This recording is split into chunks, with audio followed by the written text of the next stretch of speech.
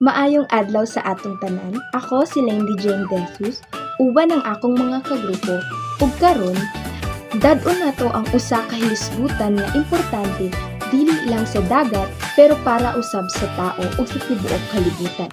Ang coral reef o bahura. Daghan sa tuwa ang nakakita og reef sa dagat. Kanabi taw makita nato pag mag-snorkel ta. Murag batok pero hayag kaayo ug daghan kaayong isda nagtapok. Apan ang pangutana, unsa jud di ay ang coral reef? Ang coral reef mao ang usa ka komunidad sa libo-libo ka gamay nga hayop nga ginatawag na coral polyps.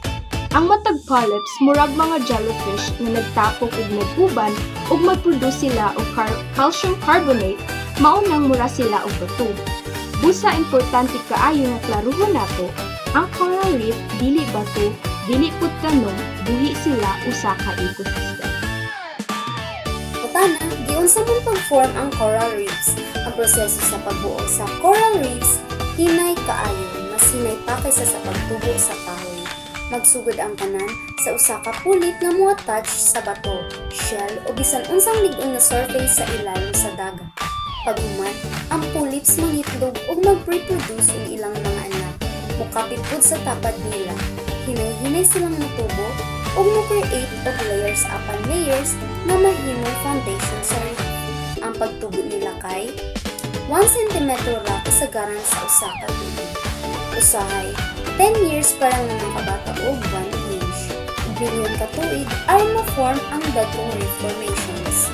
Kini nga hinay nga proseso nagpasabot nga dili sila dali mobalik kung madaog.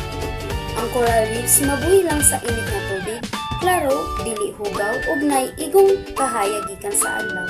Busa daghan kaayo tag coral reefs diri sa Pilipinas kay tropical country ta. Karon, atong hisgutan ang mga gamit o kapuslanan sa coral reefs. Number 1, source of food. Daghan kaayo nga isda ang nagsalig sa coral reef alang sa pagpangitlog, pagkaon o pagpangitagpuy-anan. Apil na ani ang mga lapu-lapo, danggit, talakitok, mulmul o uban pang mga isda nga makita nato sa merkado. Daghang pamilya sa baybayon ang nabuhi tungod aning pagpangisda ug ang mga isda nabuhi pod tungod sa coral reefs.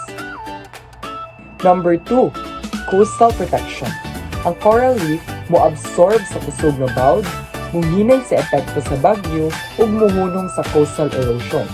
Kung walay reefs, dali kaayo na ma-wash out ang mga balas ug bas-on ang baybayon. Third, tourism and recreation. Dako kay silag tabang sa tourism, scuba diving, snorkeling tours, mga resort, boat operations, and tour guides. Millions of pesos ang ginagastos sa mga turista tungod sa kaanyag sa coral reef. Ating tan-awon ang nasalum na importansya sa coral reef. Una, ang biodiversity hotspot. Bisan gamay ra sila og area na sa 0.2% sa seaweeds, 25% sa tanang marine life na gasalid sa reef. Makita din ang 4,000 species sa isda, 800 species sa hard corals ug libo-libo ka crustaceans of mollusks. Pangkaduha, hinungdan sa balanced ecosystem. Kumawad ang taog coral reef, mga wala ang ilang habitat, maubos ang fish population, maapektuhan ang pagkaon sa tao, umusa ka ang presyo sa isda. Pangkatulo, economic importance ang coral reef, nagahatag og trabaho, pagkaon, proteksyon, turismo, ug negosyo. Ang Pilipinas na ay 1 billion ang estimated value sa coral reef-related economy. Karon, unsaon nato pag-relate ani sa atong adlaw-adlaw nga kinabuhi. Una, pagkaon nga ginatapal sa atong lamesa. Kumukaon ta og isda sa merkado, lapu-lapu, danggit, mulmol, kadaghan gikan gyud na sa coral reefs. Ikaduha, bakasyon ug kalipay. Ang snorkeling sa small ball diving sa samal ug sa islands, hoping sa coral, enjoyable tungod kay presko ug himsog ang coral reefs. Ikatulo, presyo sa isda. Kung guba ang coral reefs kay muubos ang isda, musaka ang presyo, dayon maglisod ang pamilya sa pagpalit og sudan. Ikaapat, kalit nga pagbaha ug kusog nga bawod.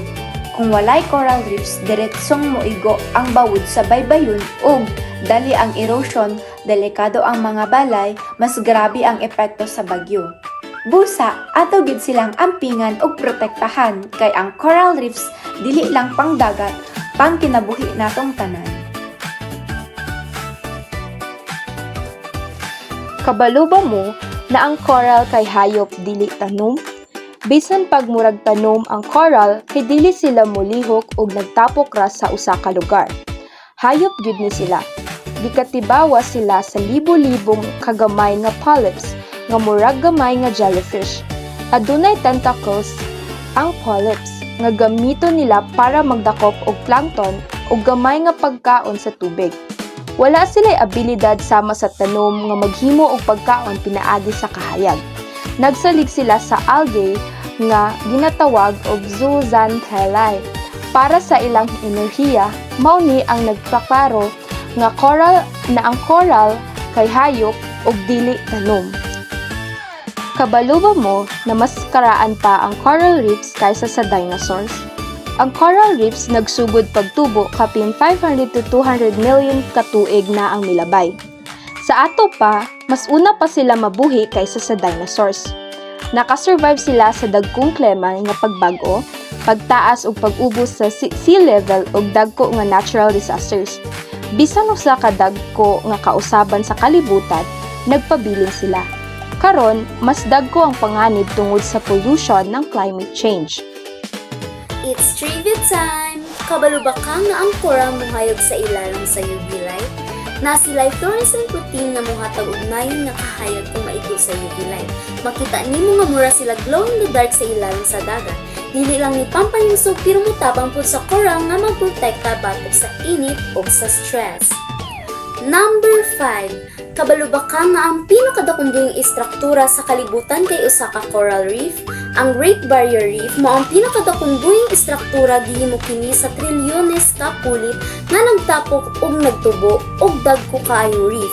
Makita kini gikan sa outer space ug dako kaayo ang papel sa pagpanalipod sa baybayon ug pag-atiman sa daghang marine species.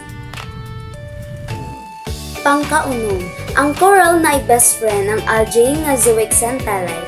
Nagpuyo ang algae sulod sa coral ug mohimo og pagkaon gamit ang sunlight. Ang coral mohatag og puyanan ug proteksyon tungod ani mabuhi silang duha. Kung mawala ang algae, masakitan ug mapalong ang coral. Coral reefs makatabang sa medisina. Daghang organisms sa reef gigamit sa siyensya aron paghimo og tambal para sa cancer, HIV, arthritis o bacterial infections. Ang ilang unique chemicals makatabang sa research o drug development. Ang Pilipinas kay sentro sa marine biodiversity. Ang Pilipinas appeal sa Coral Triangle. Maoy na ay pinakadaghan nga coral species sa tibuok kalibutan. Nagtigom kini og 76% sa tanang coral species. Nagpasabot kini nga dako ang responsibilidad sa Pilipinas sa pagpanalipod sa dagat. Ang coral reef na ay kaaway na prone of thorns starfish. Kining starfish mukaon og coral tissue. Kung mudaghan sila, makadestroy sila og dagkong area na reef. Makakaon sila og 30 square meters nga coral kada tuig. Mao nga delikado ang outbreak ani. Kabalo ba mo nga ang coral mo bleach kung stress? Kung init ang tubig, hugaw o grabe ang pollution, ipagawas sa coral ang algae nga partner nila. Mahimo silang puti ug mahimong mas lig-on sa sakit. Kung dili sila makarecover, mamatay sila. Ug kabalo ba mo nga ang coral makareproduce pinaagi sa mass spawning? Usa ka higayon sa usa ka tuig magpagawas tanang coral ug dungan ang eggs ug sperm. Murag underwater fireworks ang hitsura, nagtabok sa lunar cycle ug temperature ang pagplano ani. Ug ang reef murag nursery sa kadaghang isda.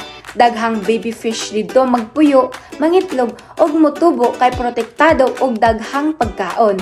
Kung mawala ang reef, daghang subspecies sa isda ang mawala kay wala nay lugar nga luwas.